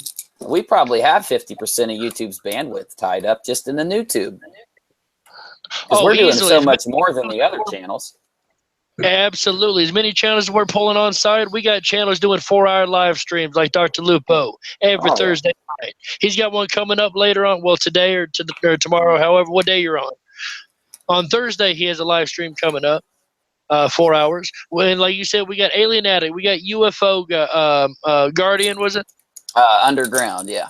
Underground, I'm sorry, I get that word wrong every time. We got UFO Underground, Dr. Lupo, myself, you, Alien Addict, a whole list of people with amazing information that you guys can please check out. Newtube is about to bring YouTube to a whole new level. Oh, we already did. And you know what? You know, Wobbly, remember, man, I don't know if you were in there when Wobbly was talking about, he was telling me about some of this stuff in Australia where some of these fishermen, some of these people that work on the sea, and they're down there doing their thing, doing the good work in their field, and they're getting stopped because they get too close, and they're not even close.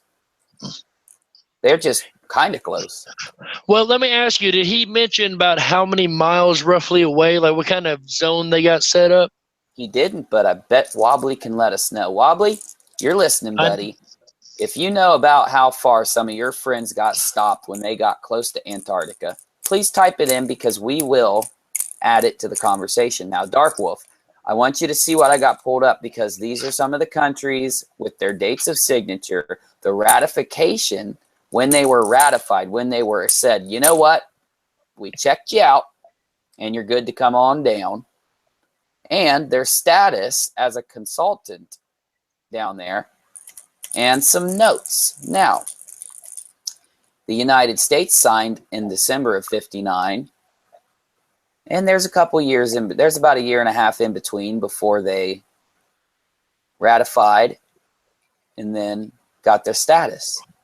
So I don't see United States on the screen, bud. Oh, I see A through Germany. I was looking at Australia, dude. Okay, I'm sorry. I'm glad. See, you pay attention. You do. You pay attention. That's what I like here. We gotta keep each other together, brother. That's right. United States signed in '59, and yeah, okay, so yeah, in '61 because they were one of the first ones. So yeah, they also had about a year and a half between when they wanted to go and then they got to go. So it takes a long time before you're allowed down there. They must do a lot of fact checking and a lot of work because, you know, if it takes a year and a half before you can even set foot on the boat to go, what do you think they did, man? What do you think they're checking out? What kind of things do you think they're doing? I mean, oh man, I could only dare to begin to imagine what kind of stuff they're doing down there or hiding from us down there. Let's look at a map. You know, I would think that, you know, Antarctica is a neutral place. So just as a random person, Antarctica is a neutral place. So I should be able to get on a boat and sail down there and see the ice for myself and pet the penguins. Now I can understand the penguins being in like maybe a life preserve or you know, some kind of nature preserve. But I could logically like go down there in my boat and have no problem and step on the ice, and that would make logical sense to me. I would be really surprised when I got down there and found out that I've got a boat full of guns pointed at my direction telling me to go away when I'm in a neutral zone. Exactly. I just find that really amazing and mind-boggling. It is. It is. It's bad, man. I mean, there has to be an air of fear, even if you're just a scientist. What if you find something, DarkWolf? What if you find something scary? You think they're going to let you tell anyone? I don't. Oh no. If you even act like you're going to tell anybody or tell anybody before you make it out, they're not going to let you go anywhere if they let you breathe anymore. And hashtag cucumber.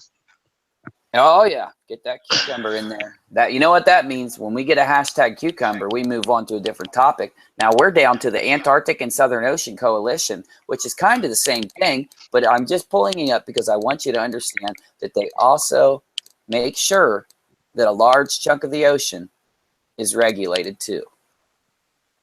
Really? Well, sir, I'm looky right there. Bing bong. 40 countries world, more than 150 members in 40 countries world. Are these the same countries that signed the other treaty? Some of them. All right, a good majority, I'm sure. That is speculation, but I'm sure it probably is a good majority. All right, guess what? It's time for the random Wikipedia article of the night. This is a new random thing. Wikipedia. Where we go to the front page of Wikipedia, one of our good friends, and we click the random article tab and see what it pulls up. Ready? Spin the wheel. Here it comes.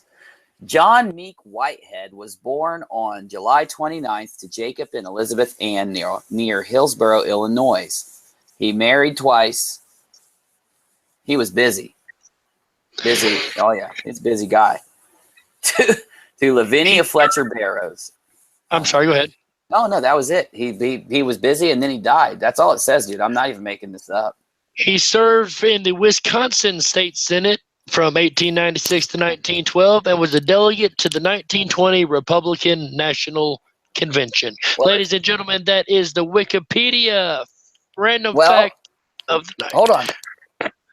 No, wait. You got to do that when we're done, but you know the rules. If we don't get a good article, we can do it again. I just made that up. All right. I just made that up. Let's roll until we get something cool. Hey, I'm going to roll this until somebody says stop in the comments. I'm watching the comments. We could be doing this a while. We really could, because I don't know what kind of delay we got on the comments. It's not long. I turned it down today. Go ahead and type stop, DarkWolf. Oh, Rusty. We got to stop, Rusty. Dude, Rusty did it, and it pulled up Tea Garden, Ohio. Oh, now how cool is this? You both are from Ohio. A post office called Tea Garden was established in 1870 and remained in operation until 1929. Tea Garden was located on the Erie Railroad. How cool is that? Good job, Rusty, dude. That's fate. You guys could not have done that better if you planned it. That was random as random gets. Now, y'all realize what just happened. We just went through a bunch of random stories on Wikipedia. You can go there yourself and hit the random button all you want. We waited till somebody in chat said stop. We waited a random amount of time. We finally got to stop in the chat, and we landed on Tea Garden, Ohio. Ohio is where both the person who said stop and our lovely friend Uni is from. That's right, my cool is that? So, what's that lead us into next? That lead us into the science of, how do I spell consequence, buddy? CONSEQUENCE. Science of consequence. Have you heard about this? I've not heard of the science of consequence. And I like science, so I'm like, I know cause and effect is consequences. Are we talking about cause and effect? Well, kind of. This is kind of what they call, they won't call it science. Okay. So consequences happen all the time. A consequence is a random event but it has a significant meaning behind it. Okay. Now, you get all kinds of consequences in your life, but the thing is, if you pay attention to the consequences that happen, some people will tell you that it can actually tell you not only about really important things that are happening in your life, but it can tell you what's going to happen in your life. If you could kind of predict the future if you're really in tune with consequence. You know, that's funny you should say that, Uni, because I used to have a saying. I used to say, consequences are like the road signs on the way to life. And if you can learn to read the road signs, you can learn where you're going before you get there and how to navigate the trails. That's correct, my friend. Now, the thing is, there was a man, and he studied consequence only because he was talking to a lady, and she was very scientific, did not believe in consequence. She thought that consequence was random events that the human mind tied significance to. So he was telling her about this, and she pulls out from her neck her necklace because it was, maybe she just did a nervous habit, or maybe it made her itch. Who knows? Right. She pulled her. There was a scarab beetle from Egypt on the necklace made of gold. This is in 1800s. This is 1890s. Okay. So the man looks at her and says, that necklace, it's so pretty. Well, and talks about it, basically, is all I'm saying. And they hear a rap on the window. They hear a knock. They hear a ding. He opens the window, and a beetle flies in. Now, I forget the name of the beetle, but it looks exactly like a scarab. He takes it over. Wow. He drops it in her lap, and it's the collar gold. It's such a deep orange that it looks gold. So he started studying the science of consequence, and he wrote a book on it. Oh, now that is the neat story. Yeah. So this book is by what is this gentleman's name? I wish, I had it written down. It's in my notes, and that book's not near me. I'm not going to grab it, but I'll bring it up tomorrow, and I'll tell you his name. Interesting story, though. So later The Science in life, of Consequence. I'm going to mark this down right now. You can find it if you type this in and you look hard enough. You'll find the man. I think you might even find it in Wikipedia. But so he studied this all his life, and he was like 80 years old, and he changed so many people's minds. He'd done so much good work. He was in a restaurant, and he was telling, in the beginning of his career, he was telling somebody about how he wanted the clam chowder in the restaurant. And she said, well, this man bought the last bowl of clam chowder. Well, he met a friend in the restaurant. Now, now at the end of his career, he's 80 years old. He's talking to a big group in the same restaurant because he'd go in there, he'd talk all the time about how he met this man and it helped him on his way, whatever. I'm just trying to say, at the end of this, at the end of his life, he was talking about how, I know it would be cool if the man was here eating the bowl of clam chowder, but he's not. And I promise you, he has witnesses. This is a written down logged event. Right after he says this, the man walks into the restaurant. And of course he ordered the clam chowder, but I'm just saying, it's just a really cool story. Man, coincidences and coincidences are just so amazing. Like, you can't plan things like that. No. And if you tried, it just wouldn't happen. Okay. Right. Well, Dark Wolf, buddy, we've went a lot of cool places tonight, man. Did we forget any topics? We got anything else we need to cover, or are we good to round out, or what do you think? I think we have one more topic we need to cover, Uni. Okay. This has been a topic in the chat room all night long, and we have not mentioned it. Ladies and gentlemen, today is April the 20th. So for everybody who understands and celebrates, happy 420. Oh, yes, sir. It is. Why don't we type that in and search it real quick? What's that, happy 420? It's just April 20th. I'm sure it has April a lot 20th. Okay, one weird thing about April 20th that I do know, there was a really famous person who had a birthday on April 20th. Do you know who it is? No. Hitler. Oh, no, you're right. I did know that. I forgot. Yes, I've heard that over and over in my life. That's the only one I definitely do know on April 20th. After that, I'm kind of lost. You know what you just did, Dark Wolf? You just came up with another segment for our show. So every day that we do our show, we'll type it in, and we'll look at the significant events in history of that day. Okay? Oh, now that sounds like a lot of fun. It is. That's something I used to do randomly myself, just to see what was there. Yeah. So in 1453, 3 galleys, which is like an attack ship, boat, like a military boat, but it's made out of wood. So 1453, 3 galleys and a blockade runner fight their way through an Ottoman blocking fleet a few weeks before the fall of Constantinople. Could you imagine being in that battle? Man, I bet that was the battle for the ages right there. They would have been on those ships fighting other men. Back and forth, to the death. No like electricity. There's war. Oh, it would have been imagine the feeling you get when you don't have a cell phone. You only have a sword at your side and maybe a musket if it's, I don't know when muskets were invented, but I'm sure they had gunpowder and they did stuff with that. But, you know, the cannonballs whizzing through the air. And the Ottoman wasn't nobody to play with. They were a bad group of people. Oh, brutal, man. How about this one? The sundog phenomenon observed over Stockholm and depicted in the famous painting Vädersolsvassen. Now that's an amazing phenomenon, sundogs, where the sun flares out just right, if I'm not mistaken. Yeah. Oh yeah, and there's a ring around it, and it's real distinct. It's very noticeable, and you can have sundogs all through the sky. Wow, and it was actually recorded. That's pretty cool. That's the first case recorded, at least. Now I know it's there before, but it's recorded. It's named it. 1775, the American Revolutionary War, the Siege of Boston begins. The following battles at Lexington and Concord. Following the battles at Lexington, yeah. Oh, yeah. Those battles at Lexington and Concord. I mean, just look at this picture.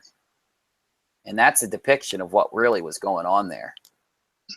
They were fighting with muskets back then. Like, you had a gun, 2 shots, and a knife. All you did. And then all you had left was your you know, the will to live. That's it. Look at the And sky. that was such a horrible war because nobody Oh, won that. That was America versus America. That was one of the worst wars we could have ever gotten ourselves into. oh my gosh, man. And up in the sky, everything was burning around them. It was dark. It blotted out the sun. There was blood No, everywhere. I'm sorry. I just misspoke. That wasn't Civil War. That was American Revolution. I am so sorry I misspoke there. No, you're fine, buddy. It happens. But no, that's one of those things. Like when you think back to something like this, okay, it's not good to remember about the war, but to remember that this is why it's so important to get along with everybody around you. Because back then, things like this could happen just because of an argument. That's true. That Yeah. is very Teaches true. us a Two lesson. leaders that didn't agree, and that's all it takes. So in 1861, American Civil War. I went here because of what you just said there. That's why you said it. That's why you misspoke, because we have another one. We went right to this. It was leading us in there. See, I'm psychic again. I was reading the waves. I see. Dude, I'm telling you right now, we're going to record this. At the end of the year, we're going to go back and take out every time you predicted the future. We're going to have a whole show of it. You need scientific evidence? Here you go. Look at this guy. Oh, DarkWolf, dude. So Robert E. Lee resigns his commission in the United States Army in order to command the forces of the state of Virginia. Robert E. Lee. Now, that was an amazing general right there. For sure. Doesn't matter what side you were on back then. There was great men on both sides. There was great men who were privates, you know, boys, 16-year-olds, you know. I mean, this was history. The way history was that way for so long. It seems like everything changed when electricity and cell phones and technology happened. And we forget so much about it. You know, when we were children, you and I, when we were smaller, there was no such thing as a cell phone. The TV, no. We were the remote control to the TV when our parents said turn the channel. Oh, yeah. We had 5 switches to choose from. 2, 4, 5, 17, and 30, and 8 when it came in. I bet you, man, if we could turn the dial back and we were all just alive, let's say 35 years ago or something, you take all the kids and the 18-year-olds, 20-year-olds from now and you put them back then, they wouldn't know what to do, dude. They'd be bored, man. They wouldn't know how to even get a hold of anybody. They'd ask where the phone was. Look at the phone and ask where it was. And, you know, kids today, oh, my goodness, Uni, I know you'll appreciate this. Kids today will never appreciate the feeling of slamming the phone down in somebody's ear. Oh, when you're mad. You motherfucker, I'm slamming this down. How dare you call me? Wham! And you heard it on the other end. You knew what happened. Oh, you knew there was some trouble coming your way, my friend.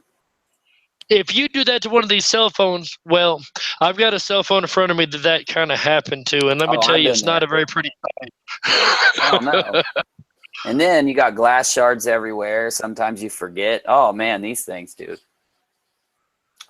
Oh. Kids will never appreciate the past, I tell you. It's a whole different world, and it's just in our lifetime we've seen technology jump in leaps and bounds. When we were teenagers, if somebody had told us we would be video chatting right now, we'd have laughed at them. Oh, we would have thought they were crazy, dude. Probably suggested a good psychiatric hospital they could visit. Yeah. Oh, listen to this. Oh, they would have. 1946. Where is it?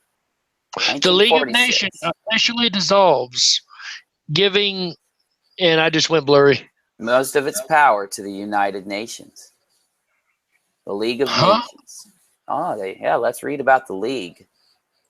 There's a bunch of superheroes and no. Okay. LN.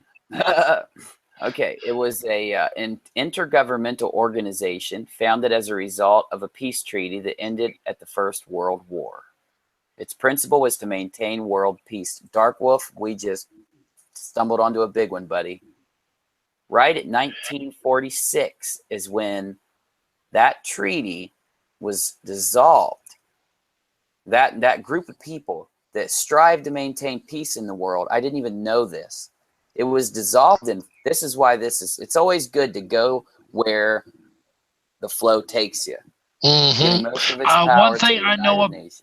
one thing I know about this, the League of Nations, when it was set up, was in World War I, like it said. And it was nothing more than a temporary fix. There was nothing in that treaty that actually fixed anything. It was basically setting up for the next World War. There was no real fix at all. And all it took was one small catalyst to go to the next World War, which ended up setting up the United Nations in 46. It's very true. Now, we're almost done. So let's get one in from last year. 10 people are killed in a bomb attack on a convoy carrying food supplies to UN compound in Garwa in the Somalia region of Puntland. Now listen, this is relevant because we sit here doing our YouTube. We hang out. We plan for this stuff. We've got our heads in the game, and that's good. But we forget that the world also, there's so many millions of people in the world that are still facing the problems we've talked about. So it's good to keep that in our minds, and hopefully sometime maybe we can do something with our channel to help with people who are hungry. We'll donate something. We'll do something in the future to make something happen. You know what? I think the whole Newtube Network would get behind that in a heartbeat. Anybody right now who would like to actually help with that, I really believe in manifestation. I truly, wholeheartedly believe in manifestation. And saying that, I'm not going to go into the rant on that, but if you want to just send positive energy to these peoples who are in bad situations, people in third world countries that can't get water and clean resources, if you can't afford to send them anything, send them positive energy, send them a happy thought, send them well wishes. Think positive of those people, and I guarantee you positivity will eventually come out of it. That's right. That's right, Dark Wolf. You never want to forget the people who are having a hard time all around you. You never want to forget people who fought so hard to give us the countries that we live in, the lands. Because you know what, man? We know there were wars, but the other side, there was good people there too. It's just this whole world just needs to kind of come together and be happy. Well, guess what? You'll be able to find this broadcast at the YouTube channel that was listed in the live chat. But if it's already gone too far and you can't get there, it'll be in the About section. It's DarkWolf'S Den on YouTube. Now, the channel you're watching right now is UniRock TV, and on the sidebar is where you're going to also be able to find Dark Wolf. And every night when we live broadcast, we close it off. It goes unlisted on UniRock and bumps right over to DarkWolf'S Den a few hours later. If you want to just hang out with us there, you want to watch the broadcast again, or if you want to give it a like or a share, if you like what we do, I'm telling you, every single click, every share, every like, every time you watch, it's tracked by YouTube, and we benefit from everything, every comment. And that's how you help a channel right now. People do donate on Patreon, and we appreciate everyone who does. And we're uploading a brand new episode of UniRock TV as soon as this broadcast ends. It'll be on YouTube fresh to watch in about maybe an hour, 45 minutes. That gives you enough time if you missed anything to catch up on it over at DarkWolf'S if it's on there. But the thing you got to remember is, though, if you like a YouTuber, send them an email, give them those clicks. That's what keeps you going. Dark Wolf, take us out, say bye, and then we'll finish this up. All right, fellow YouTubers, Truth Seekers, and Mandela Affected. This has been UniRock and DarkWolf with the Rockinati show. I hope everybody has enjoyed. I hope everybody comes on over to my channel. Like he said, if you find a YouTuber that you like, whether it's us, if it's part of our network, if it's part of any YouTube channel, if you like what they say, if you like what they're doing, if you like the content they're putting out, or if you believe they have a chance in YouTube at all, please like them, subscribe them, help them out, because that's what brings them to the top of the search pages. That's what brings them more people and more. I'll be honest with you, getting the likes and getting the subscribes is what keeps me going. It's what makes me think, all right, people like what I'm doing. I'm into this. I'm doing something right. So especially these channels that are starting out, definitely like their work. Subscribe to them. Give them a little morale boost. And you'll also help them out in the YouTube ratings in the process. So, guys, I hope everybody has enjoyed this show. We're going to try to do this every night. So, ladies and gentlemen, on that note, thanks again. Happy 420. And always remember, you got to be nice in those comments, but never be afraid to speak your mind. We'll see you next time. We love you guys.